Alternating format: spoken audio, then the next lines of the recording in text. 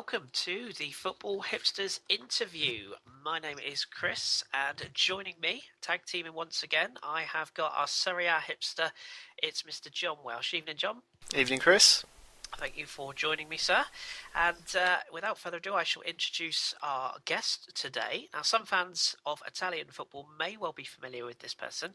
From fashion to football, CNN to the Daily Mirror, and the BBC to BT Sport, it's a great pleasure of mine to welcome the Colonel, Mina Rzouki. Good evening, Mina. Hi, good evening. How are you? Fantastic, and all the better for having you on. So thank you ever so much for giving us your time this evening. Absolutely, my pleasure to be on. That's what we like to hear. Right, let's start by having a little bit of information about you then for people that don't know of yourself or your work. How did you fall in love with the game? And I think I'm right in saying you're a Juve fan. So how did that come about? Well, it kind of started in 1986 World Cup. I was only a baby, and my parents have all these videos where I would just cry incessantly because I was like the world's most annoying toddler. And apparently the only thing that would ever shut me up was football. So they just started to give it to me all the time, make me just watch games so that I could eat or so that I could just be quiet for a little while. And then that grew. They took me to the Bernabeu. That was the first stadium I ever visited. And I guess they just thought that it was a passion of mine. And I'm not entirely sure it was, or whether I just liked the movement. And as I grew older, Serie A was always shown or broadcast on channels for Football Italia, and it was the only form of free football that you could really watch. So I ended up watching Italian football all the time, grew rather obsessed with it, and all the magazines that I bought were to do with it. And it kind of steadily took on from there. I used to really like Lazio, but that had a lot to do with the fact that I had a massive fascination with Pierluigi Castoraghi, who at the time was playing for them. So it wasn't that I actually liked Lazio or anything that they stood for. It was just that I liked one particular player. And then I always watched Real Madrid since the early days because it was the first stadium I'd ever visited and had like a special affection for them. And with Juventus, it had a lot to do when they lost to Borussia Dortmund in the final of the Champions League in the mid-90s. And there was something about the way that they were. I felt so sorry for them losing, and I never tended to. I wasn't their biggest fan or anything like that, but it was something about the way they played. It was something about Del Piero, the new talent that they had. It was something about the team that they were creating. I loved Marcello Lippi. And then I had this simultaneous affection for, this is so not going to make sense, I'm huge into politics. I wanted to be a political writer. I used to follow all the great everything, presidents, all American presidents, I looked into everything, and I had a real giant affection for JFK. His wife at the time allegedly had an affair with Gianni Agnelli. So by default, the Agnellis became a general obsession of mine when I was younger. And I knew they owned Juventus. It didn't make any difference to me whatsoever. But growing up and being quite the patriot, knowing that they contributed 5% to the annual GDP of Italy, the fact that they turned Italy into a major source after the World War, seeing how much they drove the economic drive, it became huge to me. That was one of the reasons why I loved them as well. I loved the fact that for me, they represented this really great stile Juve. They had these great ideas to how to grow the economy, how to grow Italy, how to make it the face of modernization, how to move it forward. The fact that they employed people from the southern parts of Italy, brought them forward, brought them to Turin, gave them jobs, which is why so many of the southern Italians support Juventus. Places even like in Palermo, you'll find huge followings there. And I guess, to be honest, it had a lot to do also with Gaetano Scirea. He was my idol when I was watching football, and you'd have all these shows on like these great captains, and I came across Gaetano Scirea, and I grew rather obsessed with him. Tried to track as many videos as possible of him when he was younger, because it was a little bit before my time. And I just loved the idea. I loved all the stories I read about him. I loved that he used to cry when he used to win trophies, because he'd come home after celebrating at 5 a.m. and watch the workers heading out to do their work in the Fiat factories, and he would feel that he was so privileged. And that whole thing, just from that level, I really respected the club. And when you respect a club and you like particular players within it, and you like the idea and the style that they have going, obviously I became a little bit obsessed with them. This is obviously before anything to do with Calciopoli 2006. Of course, of course. You paint a beautiful picture there. It's always nice to hear from our guests how the sort of link came to a club. So that's fantastic. I'll pass across to John, who I think wants to ask you a bit about how you sort of came through life, as it were. Yeah, just quickly before I go into the question, it's actually quite funny you mentioned Football Italia on Channel 4, because I think that's how Kris as well as myself got into following Italian football and watching AC Jimbo. Yeah, exactly. Yeah, eating his ice cream and reading the paper outside the cafes was. Oh God, yeah. I just so wanted to be him. I think me and Kris are still trying to do that now. Did we all? Yeah, absolutely. But, you have the espressos handy. Yeah. You started out like your working career as a trader and then moved into the world of fashion before sort of making your name in football. How do those worlds sort of compare, the journalism, especially to trading, which is obviously quite a cutthroat business as such? What's the differences sort of between that and the journalism world you live in now? I'll tell you what, I think the banking world's a bit nicer. No, that's probably not true.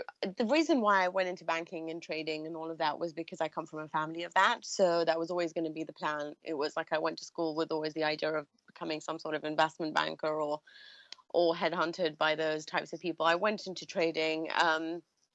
I worked really in an office that had 150 people in it, or at least the trading floor had, of which only 19 of them were women. And you know, they were rarely in the roles that you would say were banking, more sort of assistant roles. But I didn't enjoy it. I really enjoyed the whole atmosphere, because at the time everyone was very young. It was my first job out of uni. It was the first thing I'd ever learned, and it was really fun doing that. But the actual job I despised with a passion. I thought it was very ruthless. I didn't like taking advantage. It is to a certain level, you are taking advantage of people. But what was really boring about it was quite repetitive. You just do the same thing every single day, and it's just about adjusting margins and adapting to what's going on in that day. So I didn't find it to be very interesting, and I still didn't really understand it. It was something I did for the sake of my father, so that he would be happy and impressed. So I eventually left, but before I did, I'd started a blog, and I started writing for Football Italiano, which was a small blog owned by the current or editors and those who work on Football Italia now. They really knew their staff. They were really looking to bring something and build something quite special, and they started this blog. And I just thought, you know what, why don't I just write for them? I'll see how I can do, and I'll see if I'm very important, like if I can grow into something more important. At the time, I only watched Juventus religiously. I watched all Italian football games, but they were the only team I watched religiously. But being a blogger, I had to obviously watch all of them. So that's when I started growing my skills and trying to be more analytical in what I did. And from there, really, I just before then, I decided to quit, because I didn't like the actual job that I did, and I thought, why not change? I have this blog; it seems to be doing well, but obviously, it doesn't really make money in the very beginning. So I went into journalism, and I got a job with Vogue. At the time, they wanted me to do fashion. I did pretty well in the first few months there. It was a completely different environment to what I was used to, because I'd gone from working with a lot of men to now working with a lot of women. In which case I thought much better. I grew up with sisters. I know women a lot more than I knew men. I went to an all-girls school, entirely different in the workspace. It was horrendous. I was never more disappointed with life than I was when I was at Vogue. It was just, for me, it was so depressing. I hated the job even more, because I really didn't want to have a column writing about stuff that I didn't care about particularly. So I liked the thought of writing. I just didn't like the actual topic that I was writing about. So that's why I still had this blog going. BBC contacted me. They came across my blog, and they asked me if I wanted to be their Italian football reporter on certain occasions, where they would just call me sporadically. Obviously, I was over the moon, and they said, if you do well, then obviously we'll take you on more and more. And that's what happened. So I became one of their main reporters whenever there was an Italian football thing. I had some great producers that were working on me at the time, and then it kind of just took off. I did some work with a small station that did online TV, and that's when I had a show that was with Raphael Honigstein and Gabriele Marcotti, and I already had loads of contacts now with the journalist world.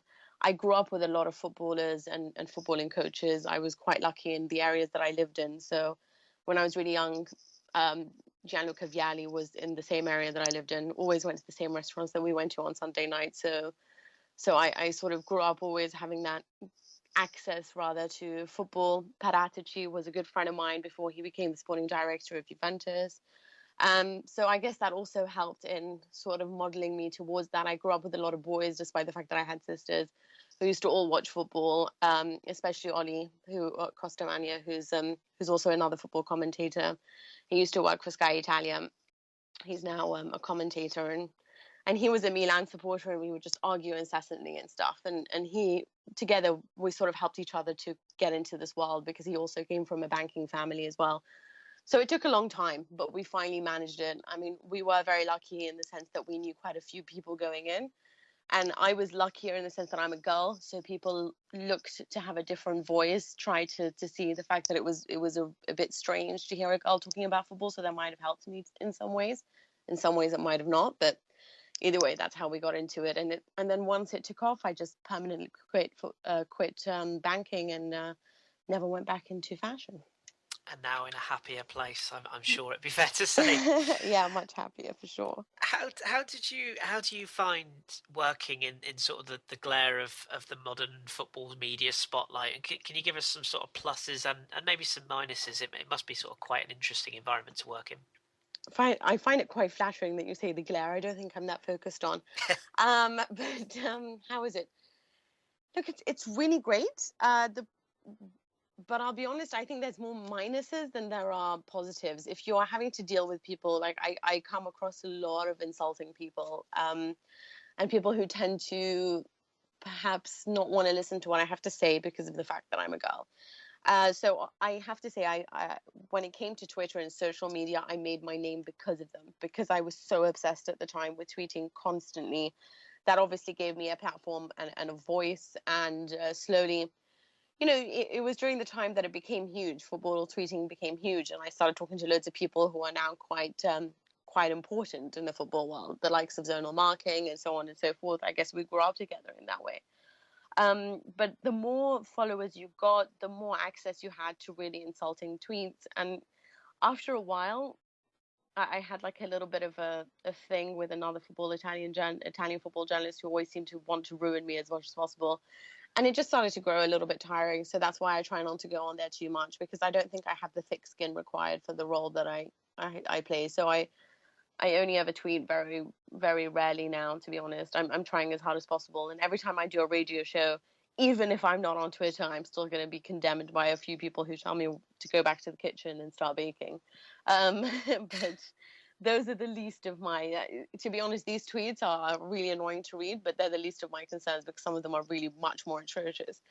But other than that, what I really like is the stations such as the BBC, for example. They give me such a great platform. They ask me real questions. They don't try to just make me say like little random things. They're genuinely interested in what I have to say. They give me the chance to speak about my opinions.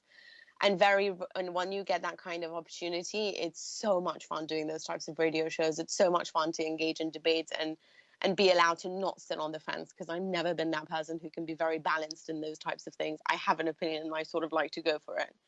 Which is probably why I get insulted so much. But either way, so I guess that's the good thing. It's nice that people will listen to what you have to say, and journalists will engage you and tell you why they think you're wrong or why they think you're right.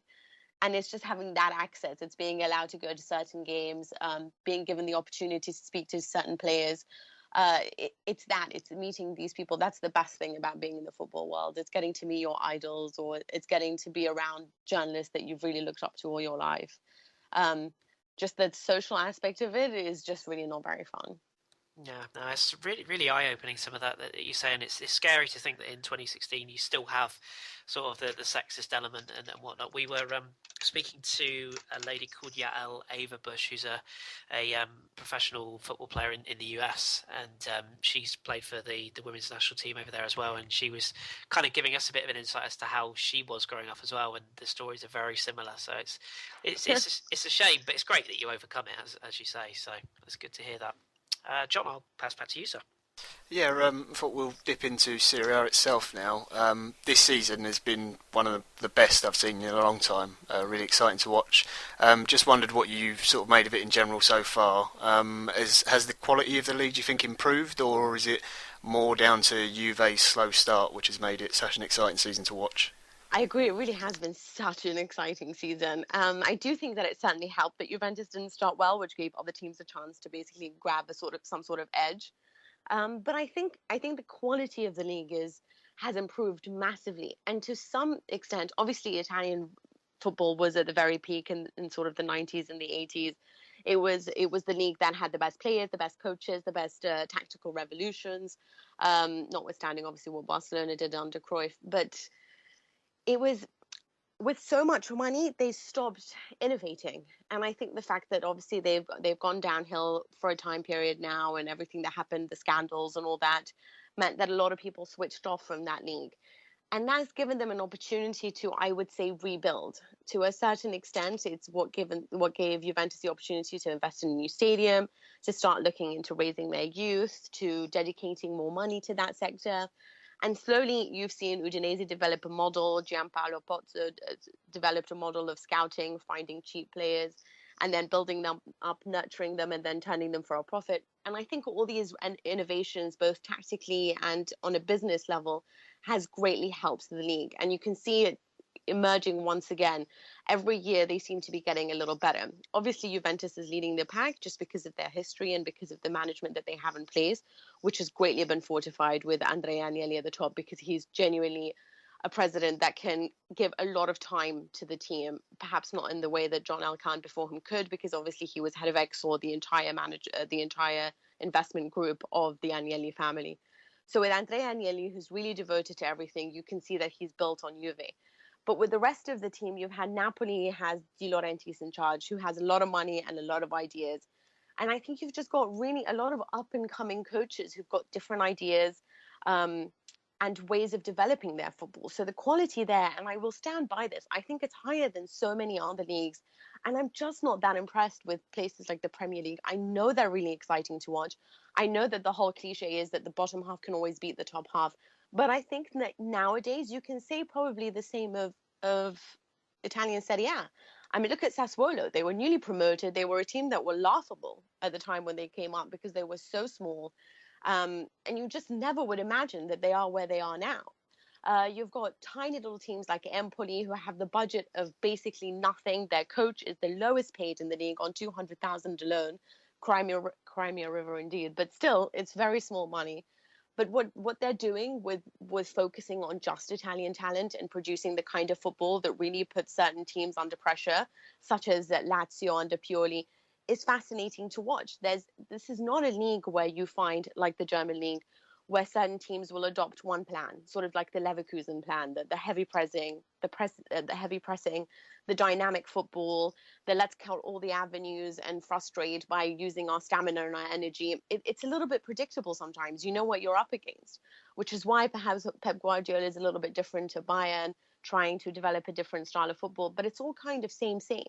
But in Italy, every day there's a new challenge. If you're facing Genoa, you know you're facing an aggressive team that plays a wide football, overlapping, dynamic. They foul a lot. They're probably a little bit naive, but at the same time so dedicated. Then you have Fiorentina, beautifully horizontal with now a little bit more of a vertical edge. They're more about passing and keeping possession, the most accurate team in Serie A. And then you move on to the likes of Napoli, champagne football, perfect going forward. Their vertical, the way they play with width, the way that the midfield hold together, so compact, only play within 30 meters. Then you've got, Inter, who are the most defensive side. They're gutsy. They're perhaps not very quick, but there's just a new style of football. So every day you have to think about the obstacles that you have to overcome. Every game needs to be prepared because you have no idea what you're facing. You're not necessarily just facing sides now that are hugely defensive and will just block down the spaces. Of course, you'll still find that in the likes of Frosinone, perhaps Carpi, perhaps Hellas Verona. But there are still different chances because Carpi actually are the best at creating chances. They're just not very efficient at taking them. So I think it's just a little bit more exciting. I think inequality on a tactical level is there. On a technical level, it's far behind the likes of Spain. And definitely, England, just because the best players are flocking to the Premier League. But the new wave of talent that's coming up and the fact that the scouting system in Italy is so good means that I think based on quality from top to bottom, Italy has so much to give. And you can see how well they're doing in Europe. I mean, we're talking about Wolfsburg, Napoli. Napoli were in sixth position under Rafa Benitez last season. They were actually not very interesting to watch. Wolfsburg was second in the Bundesliga, a team that had beaten Bayern Munich rather comprehensively, and they were just dismantled in the easiest of ways by a Napoli side that really wasn't that interesting, which goes to show of the level of intelligence that there can be in Italian football. It's just a shame that there's not enough teams in the Champions League really, or relying on Juventus and Roma the whole time to try to make an impact. And both of them have been handed terrible ties going forward this season. But I do think there's something about this league. The fact that there's a lack of money means they're now more innovative. They're looking for different ways to gain the advantage. And there's just a lot of quality there. That's really interesting, especially what you said about the Premier League, because I've had arguments with some of the other guys on the pod about the quality of the Premier League, and not arguing that it's obviously exciting to watch, but I actually think the quality in the league itself is quite poor for the amount of money they've got, and perhaps investing in the wrong places. But yeah, Serie A this season has been fantastic. Just to I guess just following up on that, maybe it's because they have so much money now, they can just buy whatever it is they need as opposed to just building it themselves. Yeah.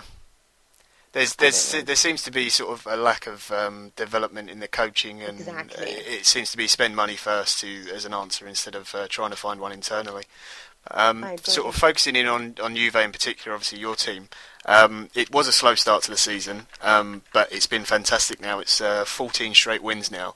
How key do you think the form of obviously Pogba is sort of the big name star that everyone sort of who maybe doesn't watch as much Serie A, he's the player that everyone will know of. But really for me the standout player has been Dybala. I agree. He's been absolutely amazing this season. I wasn't completely convinced when he made the move to Juve that he would have such an impact, because his form towards the end of his career at Palermo did tail off a little bit. But he's been really amazing. So how do you take Juve's season so far? This is the thing. I mean, I was so convinced that I was really impressed with the way that they scouted and the way that they went about their summer market. I actually really liked the idea that they sold Arturo Vidal. I thought it was about time that he went.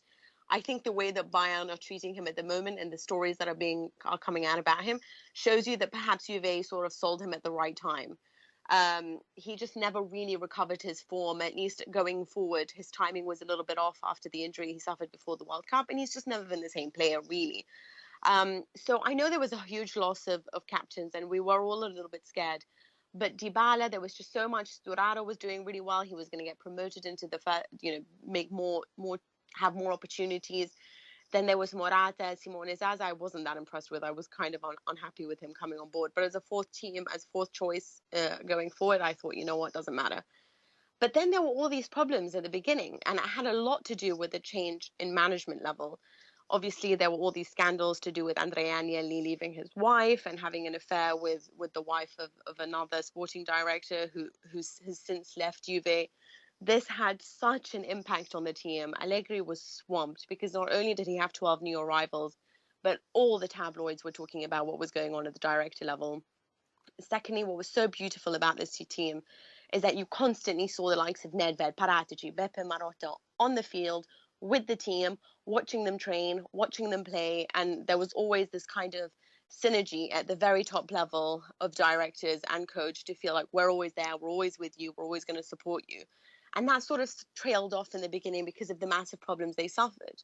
So that was kind of a little reason why many people opined that they weren't doing very well in the start of the season. And then obviously all took off because all the players started to get together, and it had a lot to do with the leadership of the likes of Buffon, because he told the new guys that you have to focus. This is a team that relies on a winning mentality. Otherwise, we're rather rubbish by comparison. And Dybala has just been ridiculous. I think the problem was Allegri was tinkering a little too much in the beginning, and I think to a certain extent, in hindsight, you can see he was trying to grow the team slowly. He was trying to give Dybala's chances, but not quickly. He needed him to build muscle. I think that was a problem with him in Palermo. I was a little bit skeptical about him because I found him to be quite small and easily taken off the ball. I don't like players like that. It was kind of the reason why I wasn't a huge fan of Coutinho either in the very beginning. And then he undertook all this fitness regime and sort of blew out his knees while he was at Inter. And I thought, I was scared this was going to happen to Dybala. I found him to be a little bit too small. But now Juventus, he's grown his muscles. He seems to be growing them properly, like down from the legs, up forward. His fitness regime is impeccable. He is so dedicated. When he watches from the sidelines, if he's not playing or if he's been rested, he is literally biting his nails. He's so obsessed with them winning. And I think that kind of mentality as well makes him sort of a leader, makes him want to score the goals that will help the team going forward. And he's incredibly intelligent. He's sort of possessing the kind of intelligence that we saw in Carlos Tevez. So for me, he's definitely the standout player because he's not only scoring the goals with such ridiculous technique, but he's also managing to create them too. And he's lifting the team forward. He spreads play. His movement is amazing. He knows how to go deep. He knows when to collect possession. He knows how to run forward. I mean, Morata's tailed off a bit, but he'll come back. And then you've got Mandzukic, who's another guy who sacrifices everything he has for the sake of the team. This is what I really love about this particular side. It's how much everyone is willing to do for the sake of the team. That was my initial problem with Juan Cuadrado. I wasn't sure that if he was a bit too individualistic, but he's slowly buying into that as well, and he's done amazingly well in recent games. But I think Paul Pogba obviously is a player that's grown massively, and I think that he struggled in the beginning with having the number 10. But what's really interesting about that actually is he borrowed Leonardo Bonucci's motivator, the guy that works with Bonucci to make him sort of the aggressive warrior that he is, who works on the emotional aspect, on the mental aspects, and builds him up and gives him the confidence he requires. And obviously Bonucci, if you're a Juventus supporter, you'll know he's sort of the leader of the team, the kind of guy who, when two guys attempted to rob him, he actually managed to beat them up and got away. So this is a really special kind of guy, and he gave his motivator to Paul Pogba in an effort to help him out, to get settled in with the number 10 jersey that once belonged to Platini and Del Piero. And since then, you've seen a change in Pogba. You've seen him be a little bit more confident. He's so good now at balancing the whole his skill and talent, thinking before he actually acts, but at the same time, not really robbing him of that initiative that he has in his game. He's a little bit unpredictable. And sometimes with Allegri's tactics, you have to think so much that it slows him down. So now he's learned how to think a little bit faster, as well as keep that predictable edge to the game. So he knows how to spread play. His vision is getting better. He's a little bit more confident now on the ball, and he's just really enjoying his football. If he can cut out all these shots from distance, he'd be even better. But really, I have to say it's got to be Dybala, because he has been even more phenomenal than Tevez was, and this kid is only 22, and no one would imagine that he was going to be the player that he is today. No, I think I speak on behalf of millions and millions of Arsenal fans worldwide. We've missed out, I think it's fair to say on that one. Let's touch. Hey, I'll still take Sanchez. We'll give you one of ours. Oh, we've got a lad called Sonogo. I don't know whether perhaps we could. No. No. How about the challenges in Serie A this year? Particularly, we'll touch on the Milan clubs in a minute, but particularly at this stage, Napoli, Roma, and Fiorentina in particular. Do you think those three have what it takes to keep up in this title race? Obviously, Napoli are right up there as we speak, but what about the three as a whole? Napoli for sure. I think if there was ever a team that can really win this title, other than Juventus, it's got to be Napoli. And not because of the fact that they play champagne football, which is what everyone is saying, but because they have this mentality of winners at the moment. They are genuinely enjoying their football. They've seemed to have cracked the balance. They understand now how to attack and how to defend, something that they haven't managed to do under Mazzarri properly or under Rafa Benitez properly. They've never really had great defenders, and they still don't. But what they found now is a formation that sort of masks the weaknesses of the centre-backs in Raul Albiol and Koulibaly. They are a little bit slow and they can be a bit clumsy, but playing in such a compact manner with all the team together, covering only a short amount short amount of space on the field, sort of only 30 meters working within that, has helped them because it secures the defense and it helps the attack. And so they all move in this massive circle around the field. So it's really interesting to watch on a tactical level, and I think that's helped them out a lot. Sarri is a guy who's just obsessed with football, but what he does that's so important is he shields the team from the remarks and comments of a city that's obsessed with football. Playing in Napoli, you are always bombarded with love and affection from the fans, or with criticism if they're not happy with your performance. It's a city that really lives for football. And that can be a little bit daunting. It can be a little bit too much, because if they like you, then you're king. If they don't like you, then you suck. And so he's done really well to sort of shield them from that, make them a proper team, just work within them, talk about how to exploit their ability going forward. He's made Callejon the great sacrificer of everything. He just gives everything to the team. You've got Lorenzo Insigne having so much freedom to roam, to help the side. Higuain is now absolutely on fire. Hamsik is the one who's taking advantage of all the vertical passes going forward.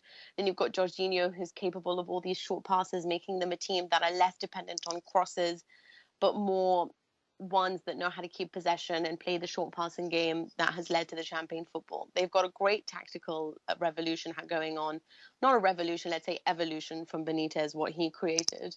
And they've got a great manager who really just doesn't care what the media think, what the people think, what Maradona said in the beginning. He just doesn't care. He just likes his job. He's so happy to be where he is, and he's doing the best. And I think they've got potentially the best chance of winning it. And that's what most of Italy thinks, except for the bookmakers who still side with Juve.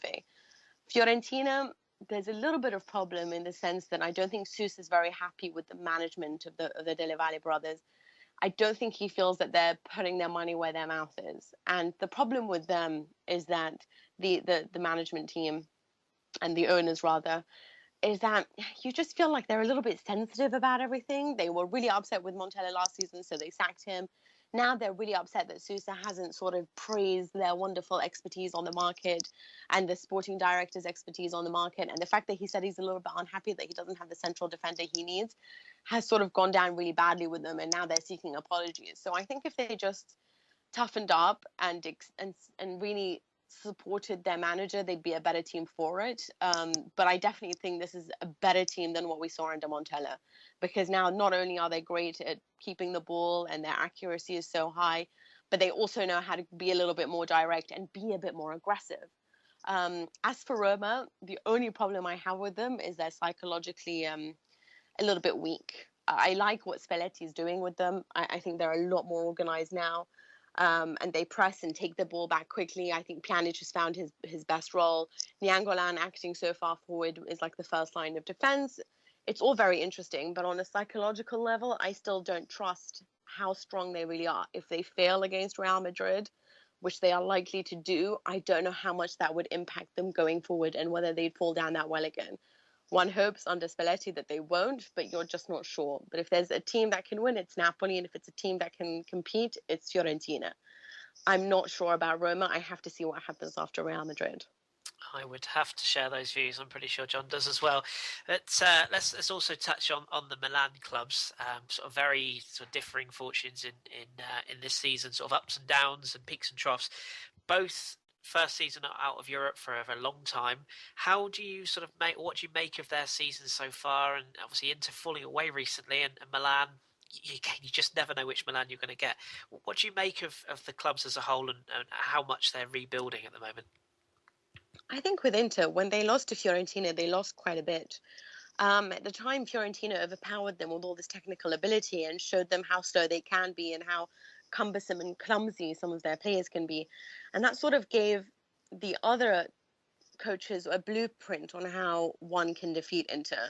Because any team that has one special power, either that be going forward or defensive, will always suffer, because what you need in the game is balance. And they were a team that were excellent defensively, but going forward, they lacked so much. Even from the start of the season, it was sort of Jovetic managing to get the goals in the very end of the game in the first three games that sort of won them all these league fixtures.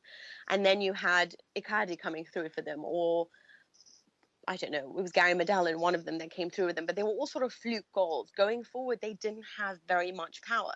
So I think people have started to notice what they can do to put their defense under pressure and suffocate the attack so much that they cannot score the goals that they need against sides that know how to steal a quick one. So I think that's been their problem.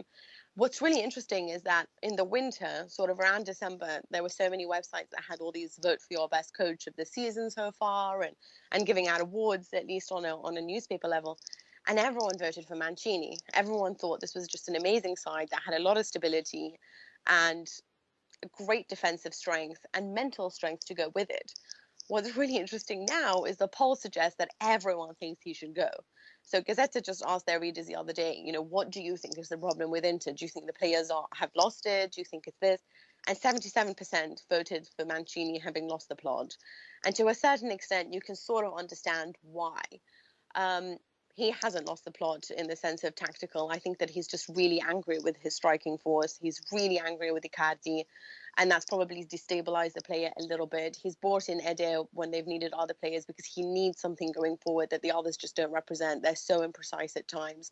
Jovetic is in and out of the game. He doesn't understand how to work with Icardi, and he just seems a little bit lost with the tactics now.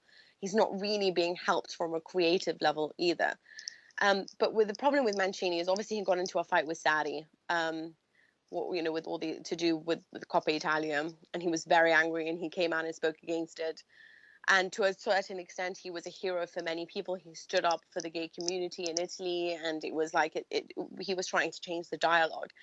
But what happened is Gazzetta dello Sport came out and said, well, you know what? What's really interesting is what you're accusing Sarri of is something that you did yourself to one of our journalists, in which he had to go out and say, that's not true. I never did anything like that. Why are you trying to ruin my name?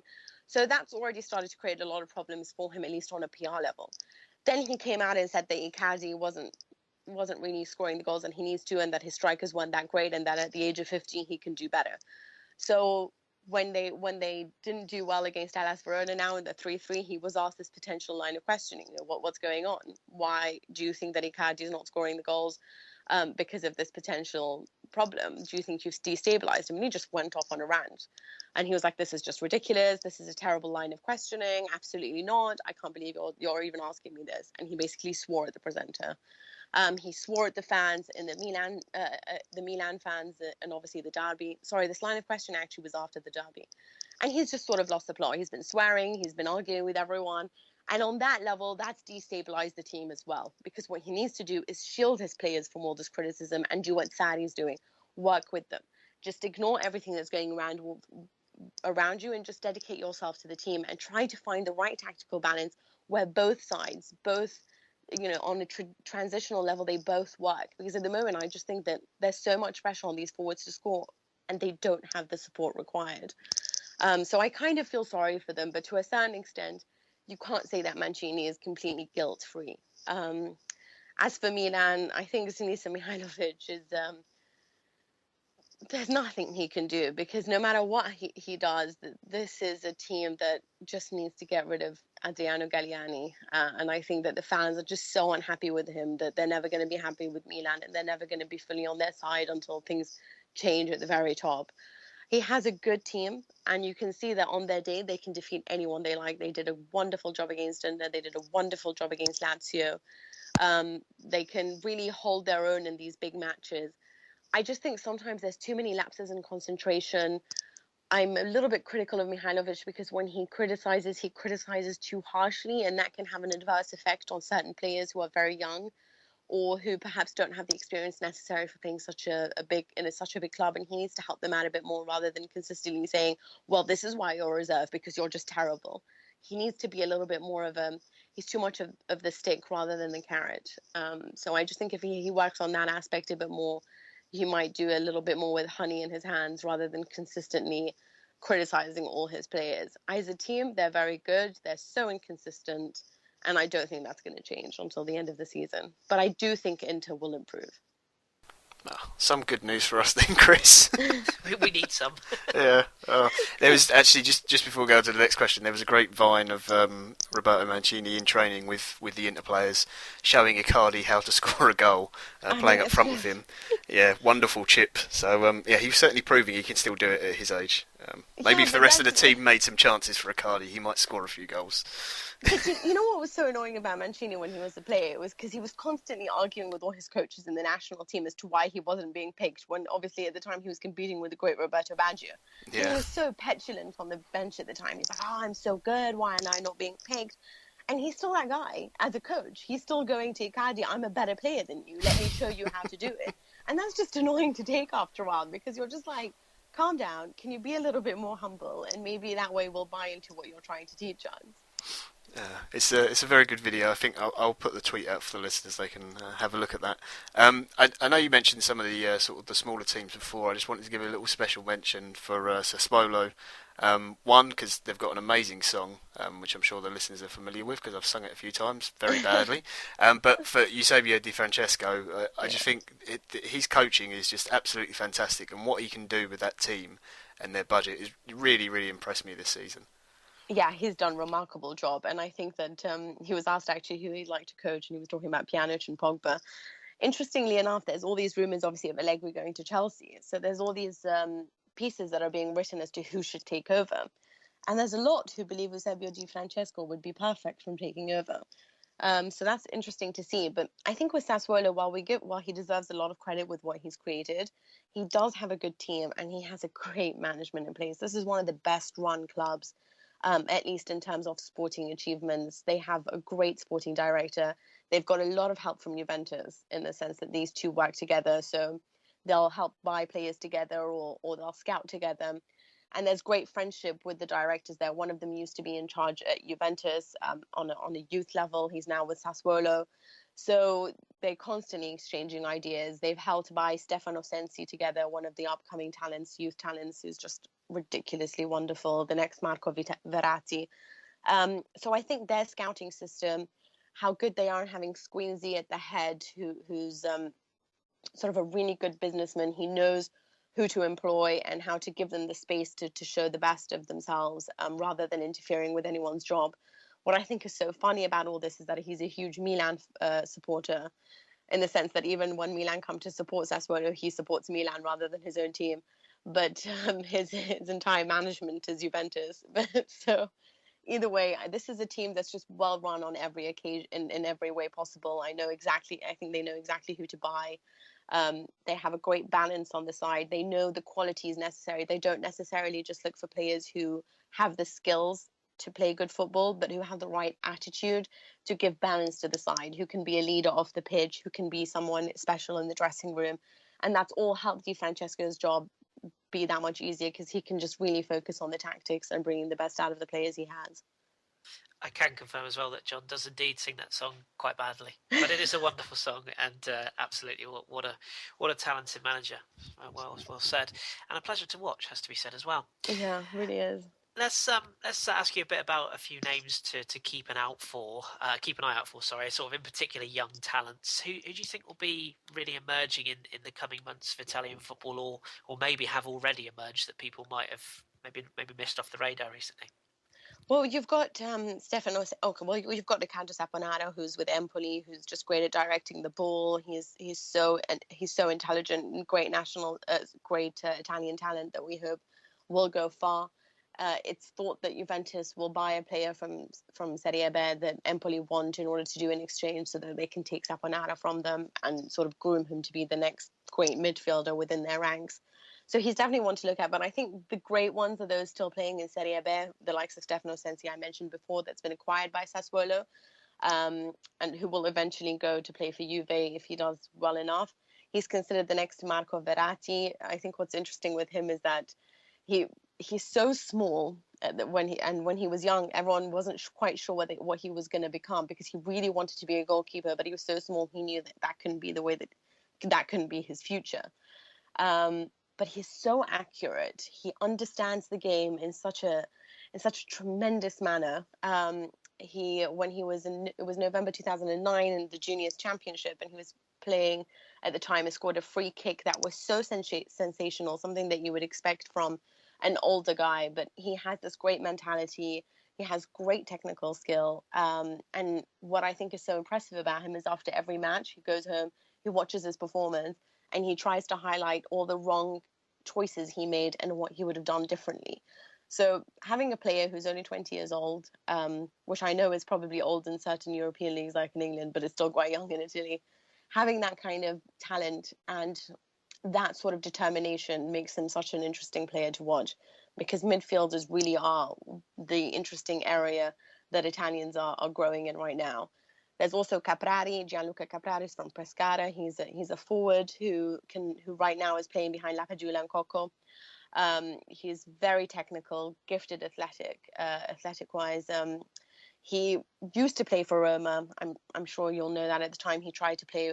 I think he didn't actually play in the Champions League as well as the Europa League. Never quite worked out. Stramaccione, who used to work in the youth team, was very impressed with him, but I think Luis Enrique, there was so much changes going on at the top that he never really had a chance to show his technical skill. So eventually he was sold back, and only when he severed all ties with Roma did he really start taking off, and his career is just growing slowly. He's 22. He's really become a sensation in front of goal. He's been pushed further forward now, so they're constantly exploiting his ability in front of that. Very technical. A lot of the time, people thought he would be a mini Totti. So also because he's got great technique as well, and great stature. Then there's Rolando Mandragora, who has been bought by Juventus.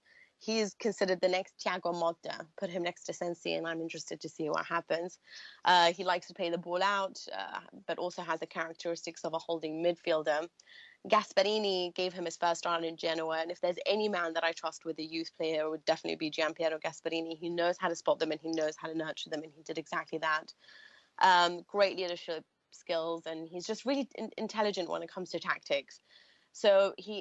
But I think what's really important about him is, much like Sensi, he's got the charisma, and he's got the ability to think quickly, and knows how to make the right decisions, and that's what's appealing to a big club. You want to know that the guy there has a personality, who can play under pressure, and who criticizes himself but also has confidence. So I quite like that him alongside Sensi, they're both good at dictating the tempo of a game. Slightly different characteristics, but both going forward as midfielders, I think they're ones to definitely watch out for. Oh, that's great. And listeners, I didn't ask Mina to mention Stefano Sensi, because I did mention him a few podcasts back as a player to watch out for. So I promise we didn't ask her to. She came up with that herself. So we do occasionally know what we're talking about. No, you definitely know what you're talking about. And it's really nice to have someone on who can actually pronounce the names properly as well, because we're usually terrible at it. That's true. No, I'm sure not. So following on from sort of the young Italian players and looking at the national team, obviously the Euros coming up in the summer, how do you rate Italy's chances? Because I look at the squad and I sort of see the defence, obviously Gigi Buffon, and the midfield, and they've got some really established players there. But there's a lot of young talent that you've already mentioned, and a few that are a little bit older that are already kind of established in Serie A. We spoke before we started recording about Bernardeschi. You got Berardi as well at Sassuolo. There's a lot of young, exciting Italian players. So do you think there'll be any surprises in the squad, and how do you think Italy can do at the Euros? When it comes to surprises, I think that really the players who have already played for Conte, the ones that he already knows, are going to be the ones that start. So I don't think there's going to be too many youth or exciting talent that will be added in. He's kind of like, if I know you, then you've got your place. I don't think he has the time to test out new talent. Italy does have so much coming forward. So from the youth, there was a gap at the time because they had these great veterans and really young talent, but something was missing in between, sort of on the 27, 28-year-old level. But now that these youngsters have grown into the right age, so it's very exciting. You have the likes of Berardi, Insigne, who are now a little bit older, who are just so exciting to watch, who can cover the wide areas, who are sensationally technical and so efficient on the ball. You've got a really good team going forward. The only problem that Italy has, because they have obviously this well-established defense, a great midfield that's perfectly balanced with physical attributes as well as technical ones, they don't have a striker. They don't have a good forward that can bag the goals. I mean, we are looking at Simone Zaza, who's probably one of the players who's likely to be picked, but we're talking about a guy who's fourth choice for Juventus, who, while he's got great stats, despite only barely ever coming on as a starter, he's perhaps not the most technically gifted. He is a little bit foolish at times and will get you the red card that you really don't need. For me, he makes the wrong choices too often, but I can't argue with how determined he is, and I can't argue with how good he is with his finishing. He's particularly wonderful with that, but he's just not. When you think of a great team, you don't think of Simone Zaza as being the leader and at the top of it. And then you've got, what are the other choices? You've Graziano, Pelle, maybe Eder, Inter's Eder, who's just still not going to, I don't know how long he has to find his feet. So there's just no one there to really take advantage of that. My only problem is that I think as a team, it's still good enough. I'm just not that fond of Antonio Conte's tactics because for me, they're a bit too exhaustive, which can work when you have squad depth and you're working for a big club that has the opportunity to buy and sell and bring you backups and great opportunities on the bench, players that you can call up who will be prepared to take over. But when you're working with a small group of players, very few who, if we're talking about the forward role, are talented enough to guide this team forward, and one of them takes an injury, then he really doesn't have that much of an opportunity to change. And his kind of tactics are so exhaustive. Uh, they are relentless in the sense that he wants stamina, he wants constant focus, constant concentration, and he wants the team, in his own words, to run at 200 kilometers per hour. Otherwise, they're just average, which is something he said of Juventus as well. And you can't really ask players to do that after a long season. Some of them have been playing for clubs that have competed on all three levels, because most of them do come from Juventus. And so I just think that his type of tactics and the way that he wants to play his game are not really great for a tournament in which you're expected to play every 3 days. And that's my only problem. He's not someone who relies on, making players pass the ball in the way that Prandelli did so that they can take a moment to breathe. Not that I was a great fan of Prandelli necessarily, but I'm just a little bit worried about the tactics that he employs and how well they would work in a tournament situation. So for that reason, I don't give Italy that much of an opportunity. I do think the team is good. I just think without a great forward, which is what he had at Juventus, he had Tevez, obviously. Before that, they had problems, which is largely the reason why they exited Europe at early stages, because they had the likes of Quagliarella and Matri, who were good, but just not good enough. And I think that's pretty much the problem with Italy. So they may know how to defend and they may know how to create the chances, but who's going to make sure they're in the back of the net? Yeah, that's a good point. Be interesting to see how Ciro Immobile gets on back in Serie A now, and whether he'll get his spot back in the national team. Well, it looks like Ventura might be sacked, and he's the guy who sort of helped him. So I'm also worried about that level as well. We forgot about Ciro Immobile. You're right about him, but is he really the most technical? Yeah. Yeah, that is the one deficit in the squad. It's a shame, because it's wonderful midfield and defence. Maybe we can convince Dybala. No, we can never. Me and Kris were having a discussion about Mauro Icardi and how unfortunate it is that him and Dybala are both Argentinian, with the players that they have to fight through to get into the national team. Yeah. So maybe they should both jump for Italy. Then they've got Higuain now. Yeah. It's phenomenal. They just can't get it. And then you've got Di Maria. The poor guy's never going to get a chance. Unbelievable forward line. Serie A is obviously your first love, but you also cover football in Spain and Germany as well. So, tell us a bit about what you thought about those leagues so far this season, and also you work with a lot of different sports companies, obviously BBC, BT Sport, Football Italia, ESPN. What it's like working between those sort of different businesses?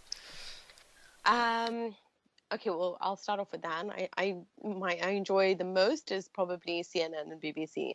CNN, because I just feel that everyone who works in the sports section is really obsessed with sports. So it's really nice, because every time when you go in there, everyone's up for having like a full-on debate, and halfway through you're like arguing because you're like, what are you saying? That's just ridiculous, So I think that's a lot of fun for me, just because I feel like it's a good atmosphere and everyone's interested in it. The same with BBC. It's a lot of fun. The airtime is especially fun because you're always working with journalists, many of whom cover European football, just like me. So we'll have a lot of things in common. We'll be able to take on subjects that are quite different as opposed to what the mainstream stuff is always saying. So that's really exciting. The others, a lot of them I just write for them, so I don't have that much of an interaction. I do love writing, but sometimes they can be certain pieces, like the last one I did on Betis was just so exhausting, because it's such a huge situation that you have to try to understand, and your word count is like 700 words, because apparently everyone passes out after reading that amount. So you have to just try to condense it all. So it really frustrates me. But I think if there's one place that I love to work in, I've got to say it's CNN. And for me, it's the best when it comes to the people who work there, and the BBC, just because I like the shows that they create. But on a league level, I'm not a huge German football fan. For me, I just can't handle how bad their defending is. It just drives me so crazy that I'll throw proper Serie A fan. It's a proper Serie A fan. There are so many times that I've just wanted to break the TV because I'm like, you're so awful. How are you doing this? There are just like Stuttgart, or the stuff that they do. You're just thinking, where's the intelligence in all of this?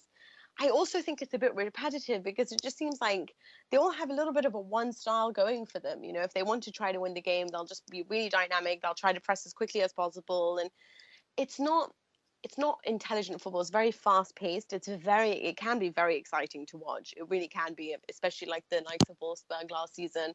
And there's always the oddity, like Hertha Berlin doing so well this season. I really like Cologne as well because they've got interesting tactical ideas.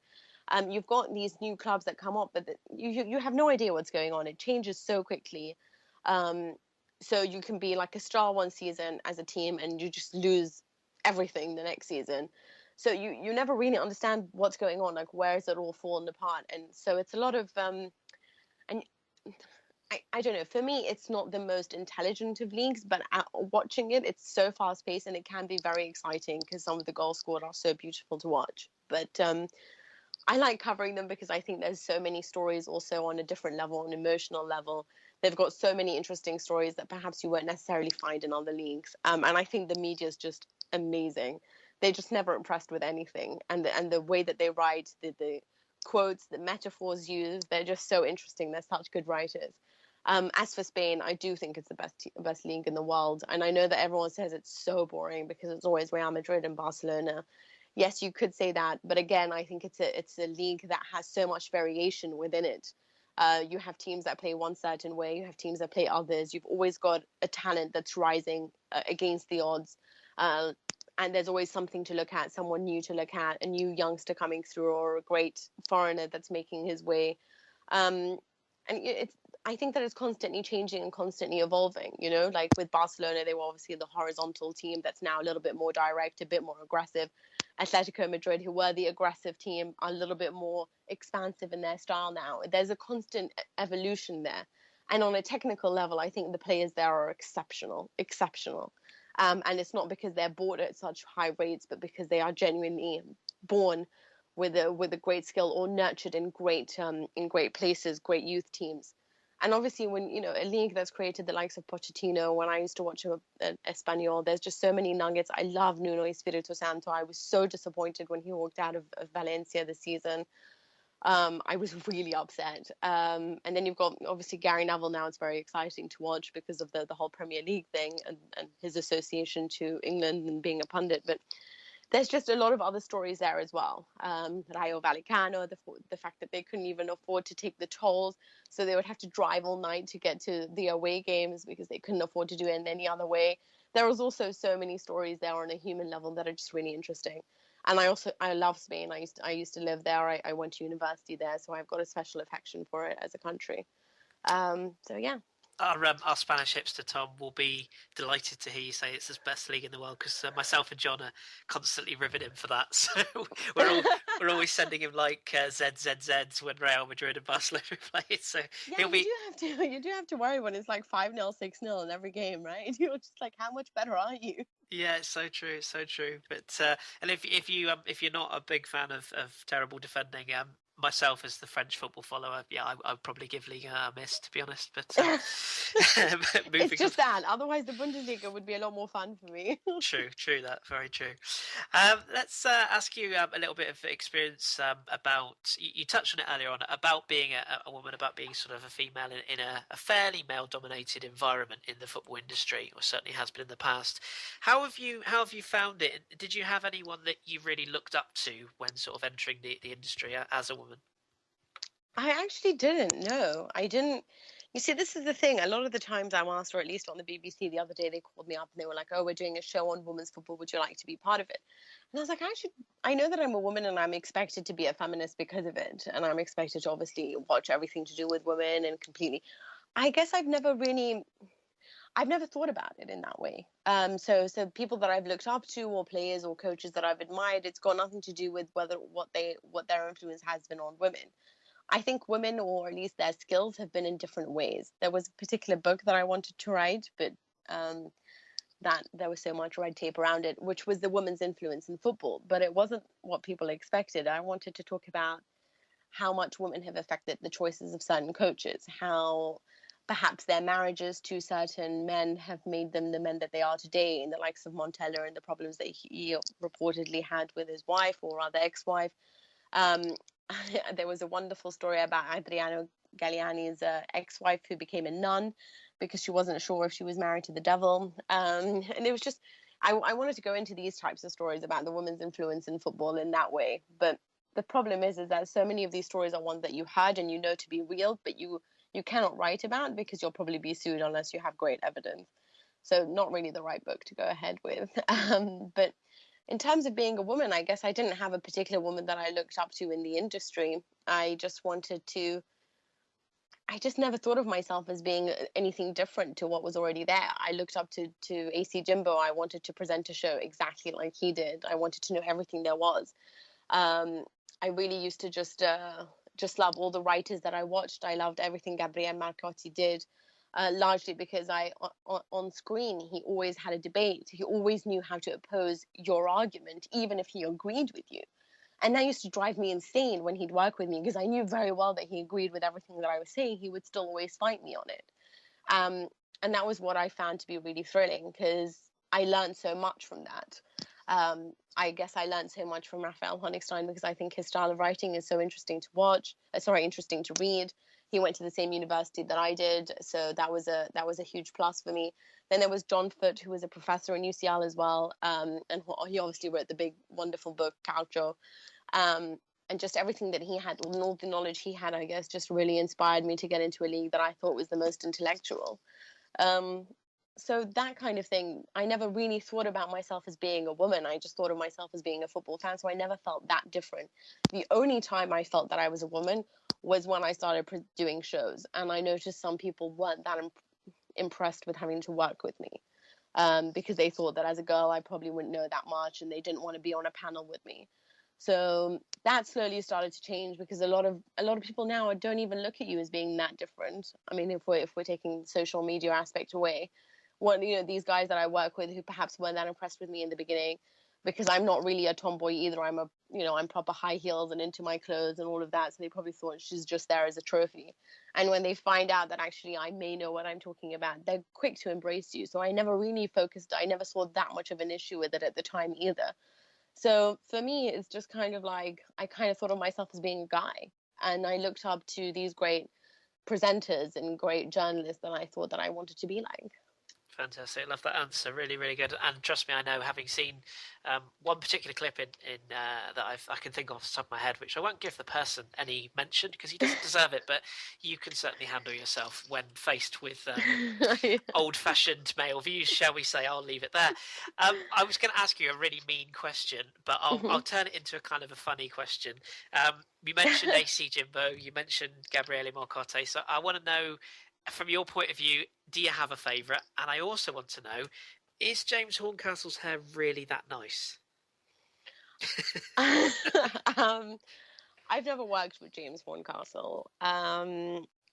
Yeah, I'm just going to leave it there. I don't know. I don't know him. Fair enough.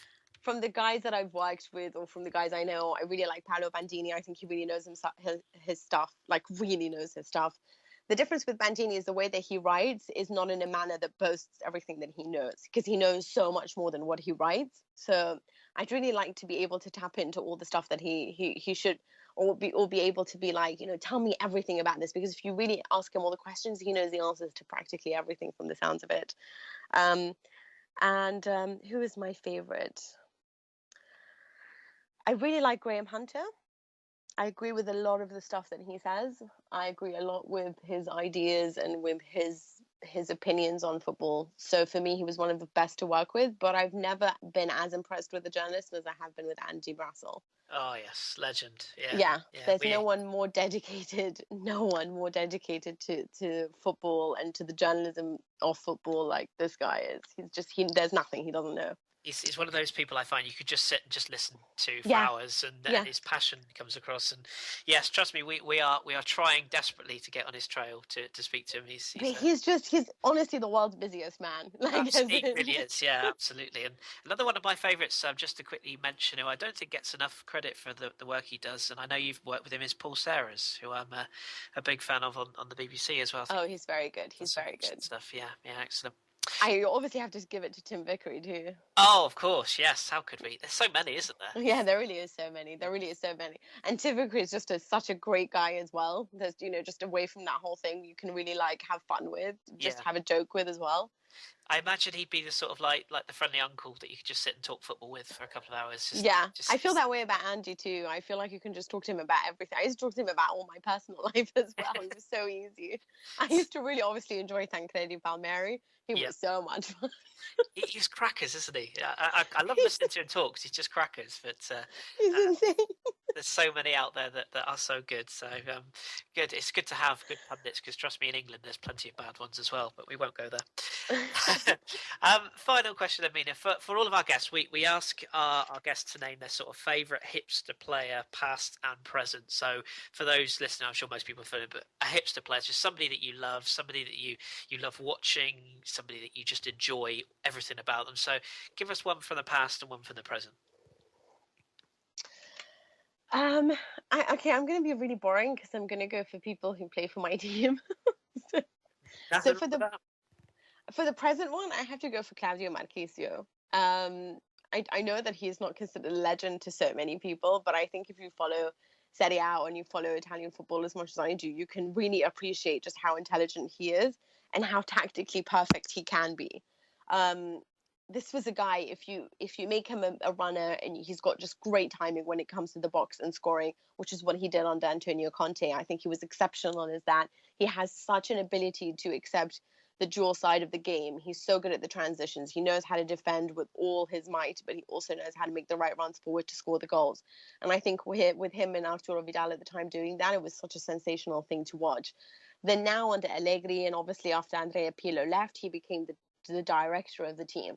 So now he not only sprays the passes forward, he's so good at finding the right man, and he speeds up the game a little bit more than Pirlo did at the time. So he's a little bit more dynamic in the role. He understands exactly which spaces to cover and where to occupy, which spaces to occupy. So for me, his footballing intelligence is just astonishing. I find him so good, so highly underrated for his role, at least worldwide. You never hear him mentioned. And now he's the guy who recovers the ball more than any other player. One of the best in the league at doing it, certainly the best in his own team for doing it, better than the defenders. He just knows how to pressure, how to get the ball back, and then quickly launch it forward. He can play on the wide roles as a forward. He can play just behind the forward. There's nothing that he cannot do. So for me, I definitely think Marchisio, barring the fact that he's also exceptionally handsome and wonderful when it comes to his wife and his off the pitch activities. He's a great leader. He's a great ambassador for the brand and for just Italian things. And he's just someone to really watch. The first to get 1 million followers on Instagram. The first to sort of push the brand forward, which Juventus really need to do because they make such little money from commercial revenue that they need more players like Marchisio, because unfortunately they make even less than the likes of Schalke when it comes to their commercial revenue. So that's what they need to do, and he's someone to push that team forward. And it's going to say your past, yeah.